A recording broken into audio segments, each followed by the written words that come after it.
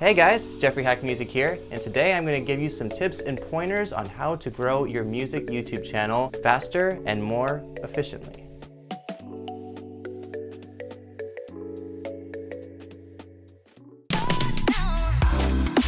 So tip number one is pick a specific music niche on your YouTube channel. There are so many music YouTube artists that are making covers and uploading every single day. I've posted a few covers over the years, and every now and then I like to check who also has been uploading the same day I have. It turns out there are a lot, and I mean a lot, of people uploading covers, originals, any type of songs, you name it. So my key question for you is, what is your specific target audience on your YouTube channel?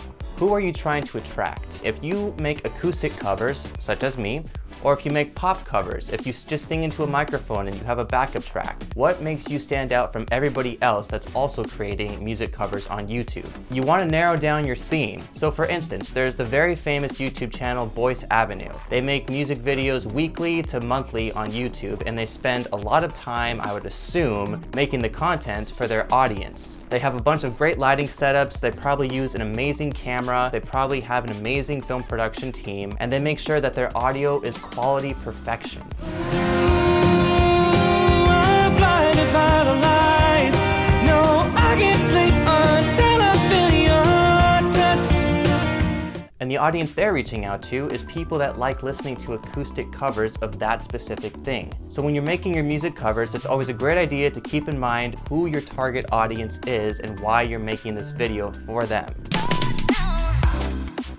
So tip number two, when you're first creating videos on YouTube, you want to keep in mind that the outside audience, aside from your friends, they don't care about you. Hate to break it to you, but when you're making your YouTube videos and you're just starting out, you want to make it about your audience. You want to always make it about your audience. You want to add value to their lives and give them something else to come back for next time you upload a video. What can your audience take away from your video? For example, when I watch Boyce, I am just blown away by the lead singer's lead vocals and his acoustic guitar. They have such an amazing audio quality, and they put a lot of thought, energy, and creativity into all of their covers. They don't just make music and upload videos to upload videos and hope for the best. They upload videos to impact their audiences. And I've also seen them start fundraiser campaigns for a lot of the political issues going on this year in 2020. Another YouTube channel I really enjoy watching is First to 11. Their lead singer is a female who has an incredible vocal range. And every time I watch their video, their lead guitarist always has something new to show for his guitar solos.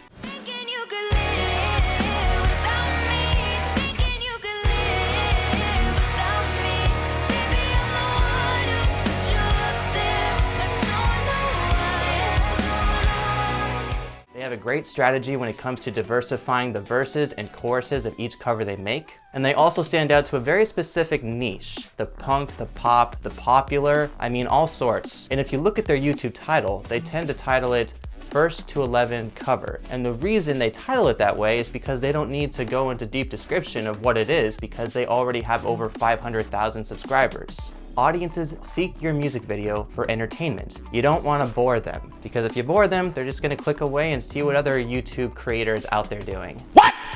You always want to hook your audience within the first 5 to 10 seconds of your video, because if you don't have an interesting or engaging introduction to your video, why would they care to watch more of it? People are always going to be clicking through your videos. They're not going to watch the entire thing necessarily. That's not a bad thing, but you want to make sure that they enjoy the video and that they come back for more. That just pretty much goes along with every YouTube video you create on YouTube. But music videos specifically, you want to make sure the audience is entertained by your music, enjoys the music quality, and wants to come back for more so they can enjoy another music cover / original from your channel. I mean, when I first started out on YouTube, I was recording videos with my iPod Touch. I would put the iPod on my music stand, and then I would use Windows Movie Maker to edit it up and put it on YouTube. Now things are totally different. I don't do that at all. But my takeaway from that is I would only use my iPod Touch with one simple camera angle, and in film we call it sticks, meaning it's on a tripod, it's not moving. Editing is key with any music video you're creating, because the more experience you have with editing music videos, the better you'll become with pacing and editing to the rhythm of that music.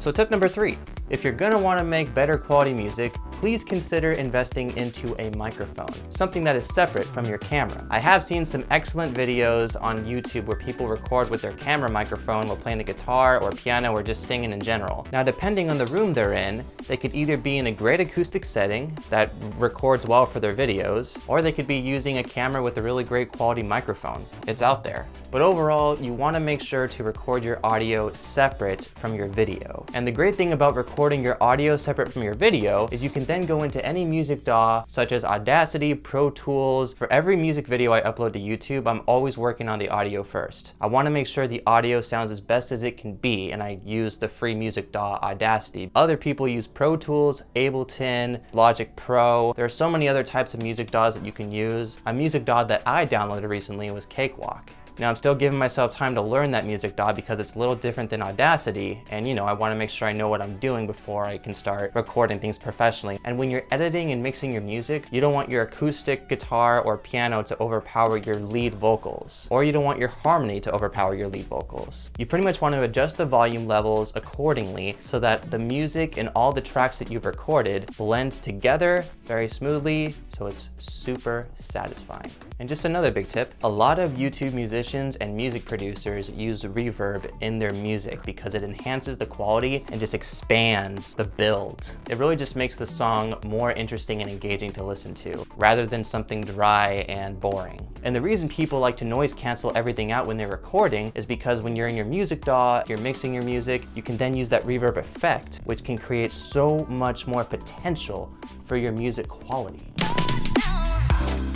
All right, tip number 4, and this is a huge one. Please use creativity when filming your music videos. And what I mean by that is don't use just one angle when you're recording with your camera. Use multiple angles. The audience retention span is only like 5 seconds. So you want to make sure to record your music videos with different angles using some really cool cinematic styles. And I mean, you can always go on YouTube and search how to film a music video. Really cool shot angles for filming YouTube videos. The cinematic approach to a music video. There are just so many different ideas and strategies on how you can film your music video. Overall, you want to make it interesting and engaging and entertaining. And when I say film from different angles, I'm not asking you to use 2 cameras or 3 cameras at the same time. Hell, I use 1 camera for all of my videos. There was one video, the 4 chords mashup I did, I used my Canon T6 and my Sony Handycam. That video performed okay, but you can also create a really great quality video with just 1 camera. Just use different camera angles, whether it's with your camera phone, your DSLR, or whatever recording device you have, and just syncopate the music to the footage later on in post-production, which is editing. And one more thing in tip number 4 that you'll really appreciate is color correction. When you're editing your video and you're done assembling everything, you got the sound quality, you got the rhythm of the editing pace, the music sounds great, you're ready to go.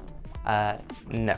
Make sure that you color correct. And what I mean by color correction is exactly color correction. You enhance the color quality of your video. Adobe Premiere Pro has this feature. They have a color correction tab where you can easily adjust the exposure, the contrast, the highlights, shadows, everything else about your image, you name it. It shouldn't take that long. Well, I mean, when you're first starting out with color correction, it may take a little bit, but it's really important to make sure that your image also pops out. Your music is just as important, if not even more important, but make sure your video quality is something that your audience can look at and really enjoy. So tip number 5, engage with your audience. Let me say that again.